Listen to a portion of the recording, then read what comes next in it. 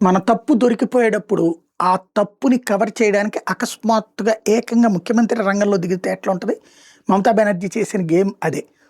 వాస్తవంగా ఐప్యాక్ అంటే ఏంటి?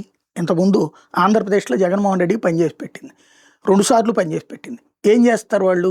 ఒకటి అభ్యర్థుల ఎంపికకి వాళ్ళు ఎంత ఖర్చు పెడతారు ఈ లెక్కలతో పాటు వాళ్ళ దగ్గర నుండి పార్టీకి ఇంతని ఫండింగ్ పట్టుకొస్తారు.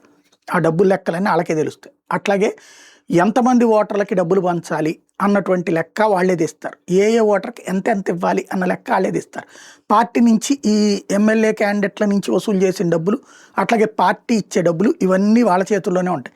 ఆ డబ్బులన్నింటినీ ఓటర్కి ఎంత ఇవ్వాలి ఇవన్నిటినీ కూడా డిసైడ్ చేసి ఆ పార్టీని కన్విన్స్ చేసి ఈ డిస్ట్రిబ్యూషన్ కార్యక్రమం కూడా వీళ్ళే పెడతారు. పక్కన ఓన్లీ ఆ పార్టీకి సంబంధించినటువంటి నాయకుడు, లోకల్ నాయకుడు తోడుంటమే. డబ్బులు పంచేదంతా వాళ్లే పంచుతారు. మొత్తం లెక్కలు వాళ్ళకి తెలుసు.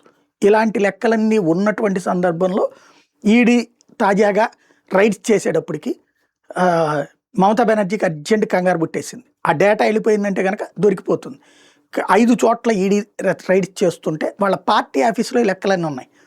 ఇది పార్టీ ఆఫీస్ కూడా కాదు, ఐప్యాక్ ఆఫీసులో. పార్టీ ఆఫీసులో చెక్ చేస్తే ఒకటి ఉంటుంది, ఐప్యాక్ ఆఫీసులో ఈడీ రైడ్ చేస్తే మమతా బెనర్జీ పరిగెత్తుకుంటూ వచ్చేసి నన్ను ఓడించడానికి కుట్ర పన్నుతున్నారు, అమిత్ షా కుట్రలు పన్నుతున్నాడు అంటూ సొల్లుపన్యాసాలు చెప్పి ఆ ఫైల్ ఎత్తుకుపోయింది బయటికి. అది అందరూ ఎదురుకుండా. ఈ ముఖ్యమంత్రిని తన్ని లాక్కోలేరు కదా, అదే వేరే వాడిని అయితే బొక్కలో దోసి ఆ ఫైల్ తీసుకుని ఇదిగో అని చూపెడతారు. ఇప్పుడు అక్కడ గేమ్ ఆడిందనమాట ఓవరాల్గా.